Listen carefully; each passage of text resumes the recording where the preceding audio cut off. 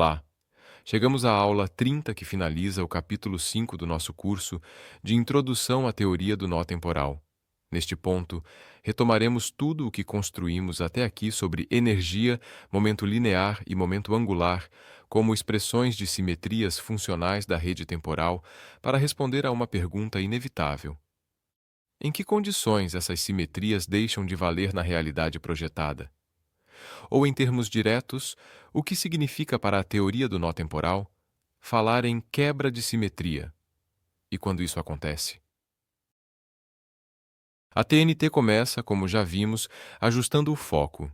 Se cada grandeza conservada é, na TNT, a manifestação de um padrão estável de coerência na rede, então uma violação de conservação não é um milagre nem um defeito da teoria.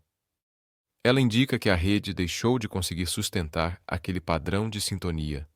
Massa, momento linear, momento angular e até aquilo que percebemos como energia projetada deixam de ser blocos rígidos, absolutos, e passam a ser expressões derivadas do grau de coerência entre modos internos de nós emaranhados.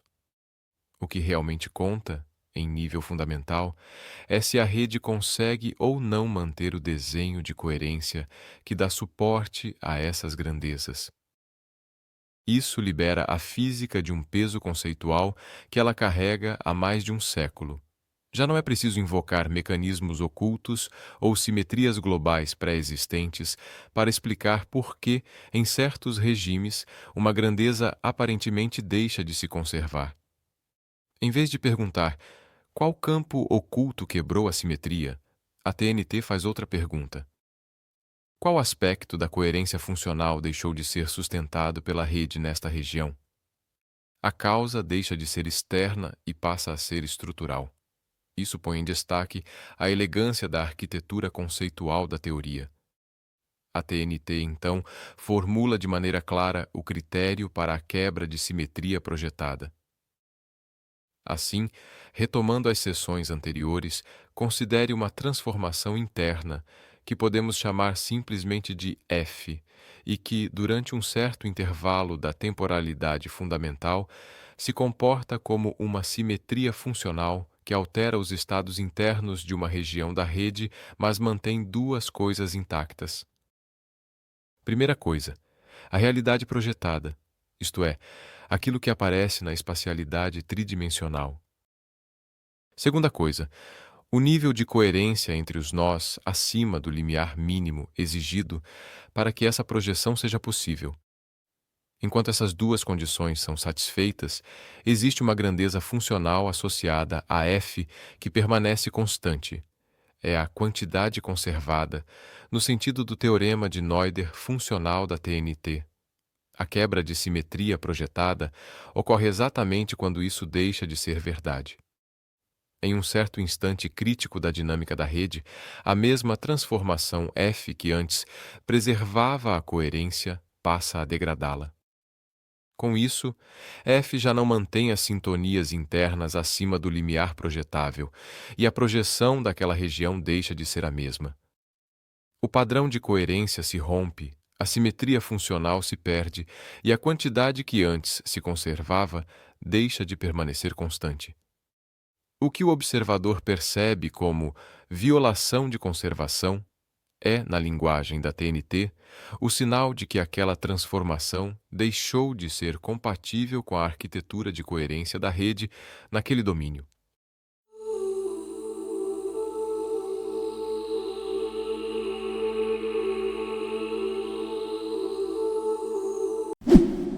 A partir daí, a TNT organiza as principais causas estruturais dessa perda de simetria, mostrando que a quebra não é um evento caótico, mas resultado de mecanismos identificáveis da dinâmica nodal. Um exemplo desse mecanismo é a reorganização espectral interna. A equação de modulação, que estudamos na aula 14 e em toda a parte 3 do curso, pode mostrar qualitativamente quais modos internos de um nó são dominantes. Quando isso acontece, muda o modo como esse nó se acopla aos vizinhos. A simetria, que dependia daquela configuração espectral, já não é satisfeita, simplesmente porque os modos que a sustentavam deixaram de ser relevantes naquele regime. Também pode ocorrer o colapso parcial da coerência nas conexões, isto é, se a intensidade de certas conexões cai abaixo de um limiar crítico, essas ligações deixam de contribuir de forma funcional para manter a simetria. A rede continua existindo, mas perde a costura necessária para preservar aquele padrão de invariância. Também pode ocorrer uma reorganização topológica assimétrica, isto é, quando a forma global de conexão entre nós se deforma de maneira desigual, favorecendo algumas direções ou alguns nós em detrimento de outros. Assim, a simetria que dependia de uma distribuição mais homogênea de coerência é quebrada. Aquilo que, na projeção, aparece como surgimento de forças efetivas, anisotropias ou novos graus de liberdade, é, na linguagem da TNT, uma redistribuição assimétrica de conexões. O ponto essencial a ser compreendido nesta aula, portanto, é que a TNT fornece um critério dinâmico e funcional para a quebra de simetrias projetadas. Não é preciso adicionar termos artificialmente em lagrangianas, nem inventar campos extravagantes. Há, em vez disso, uma rede temporal que ora consegue sustentar certos padrões de coerência, e com eles leis de conservação, e ora entra em regimes críticos, nos quais essas leis deixam de valer naquele domínio específico. É por isso que destacamos a elegância da teoria, afinal, a consistência de sua arquitetura conceitual é robusta e harmônica. No livro exploramos exemplos concretos, e aqui podemos analisar brevemente como uma reorganização espectral em um nó, o colapso de uma conexão ou uma deformação topológica assimétrica se traduzem em fenômenos familiares, como transições de fase, perda de supercondutividade, quebra de emaranhamento quântico, surgimento efetivo de massa ou emissão de radiação. É nessa passagem dos mecanismos funcionais para os efeitos observáveis que a noção de quebra de simetria encontra, na TNT, o seu sentido físico mais completo.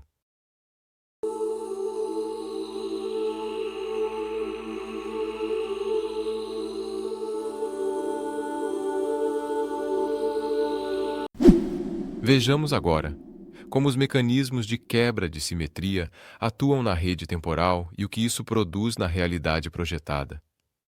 Vamos acompanhar cada um deles, sempre lembrando: o que está em jogo não é um defeito da lei de conservação ou qualquer outra, mas uma mudança na capacidade da rede de sustentar certos padrões de coerência. O primeiro exemplo trata da reorganização espectral interna em um nó temporal. Imagine um nó que, em um certo regime, é dominado por um conjunto estável de modos internos. Esses modos conversam bem com os modos dos vizinhos. Existe coerência suficiente, uma simetria funcional bem definida e uma grandeza associada que se conserva. A equação de modulação, porém, pode atravessar um ponto crítico em que a hierarquia interna se inverte.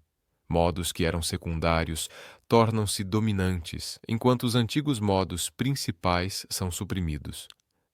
Do ponto de vista da rede, esse nó troca de personalidade funcional. Os novos modos já não encaixam, em coerência, com os operadores dos vizinhos. A sintonia entre eles é perturbada e a simetria funcional que existia deixa de ser compatível com essa nova configuração. A consequência direta é a perda da quantidade que era conservada e o desencadeamento de fenômenos projetados como emissão de radiação, alteração de propriedades internas, por exemplo, de spin efetivo, surgimento de massa em um modo que antes se comportava como sem massa, ou ainda desorganização local da geometria projetada. É o análogo nodal de uma transição de fase. Por trás de um comportamento antes e depois, há uma bifurcação nos modos dominantes do nó. O segundo exemplo aborda o colapso parcial da coerência em uma conexão. Aqui consideramos um sistema mínimo com três nós fortemente acoplados entre si. As conexões entre os três mantêm todas as intensidades de coerência acima de um certo limiar, e o conjunto admite uma simetria rotacional funcional. Ou seja, podemos permutar ciclicamente os papéis dos três nós sem alterar a projeção nem a estrutura de coerência. Essa simetria dá origem a uma grandeza cíclica conservada que acompanha a evolução do sistema. Agora, imagine que, por uma flutuação ou por uma reorganização espectral em algum ponto da vizinhança, a coerência entre dois desses nós começa a diminuir lentamente ao longo do tempo fundamental até ficar abaixo do limiar necessário. A conexão ainda existe, mas deixa de ser funcionalmente relevante para manter a simetria. A partir desse momento, já não é possível aplicar a transformação cíclica original sem destruir a coerência. A simetria funcional se rompe e a grandeza que era conservada deixa de sê-lo. Na projeção, esse tipo de colapso parcial pode aparecer como uma transição de fase local. Por exemplo, o desaparecimento de supercondutividade em uma região de um material ou a perda de ferromagnetismo em um domínio. E também pode aparecer como a quebra de emaranhamento entre estados quânticos antes correlacionados, como geração de entropia funcional local, com redistribuição de informação espectral, ou ainda como a emissão de uma partícula portadora de informação funcional, um fóton, um bóson, que leva embora parte da coerência que já não pode ser mantida naquele enlace.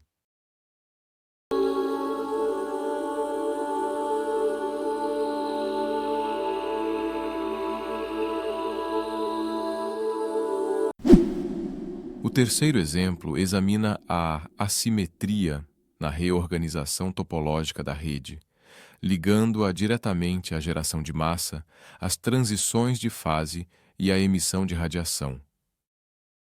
Comecemos com um domínio funcional da rede distribuído de forma aproximadamente simétrica em torno de um centro, muitos nós dispostos de maneira isotrópica, com conexões que mantêm a coerência igualmente bem em todas as direções. A projeção dessa região tem simetria rotacional evidente e existe uma simetria funcional correspondente, com uma grandeza associada, como um momento angular funcional total que se conserva. Uma perturbação vinda de uma modulação externa, de uma vizinhança de alta densidade ou de um batimento de fases, pode, porém, induzir uma reorganização espontânea, e em vez de manter a isotropia, o espectro interno dos nós passa a favorecer um padrão orientado, com fluxos de coerência preferenciais em uma direção tangencial. Modos que antes eram degenerados se separam, surge uma direção privilegiada na conectividade, e a antiga simetria rotacional deixa de ser compatível com a nova topologia local. No plano projetado, isso pode manifestar-se como o aparecimento de um objeto com massa efetiva, por exemplo, uma região que resiste a ser acelerada, ou ainda como uma mudança brusca de regime dinâmico, equivalente a uma transição de fase, ou então como a emissão de radiação quando o sistema alivia a coerência excedente ao reconfigurar-se. Dentro desse terceiro mecanismo, o livro oferece um exemplo muito didático em forma de metáfora. Uma malha quadrada com dezenas de nós, cada um funcionando como um pequeno metrônomo de fase acoplado aos vizinhos. Enquanto todos podem deslizar de fase juntos, qualquer deslocamento coletivo não custa coerência. Não há inércia, não há peso funcional preso a nenhum ponto. Quando introduzimos, porém, um conjunto central de nós com um desvio espectral fixo, cria-se um gradiente de fase em torno desse bloco. Para reduzir esse gradiente, os nós centrais se sincronizam entre si, formando uma ilha de sincronia mais coesa do que o resto.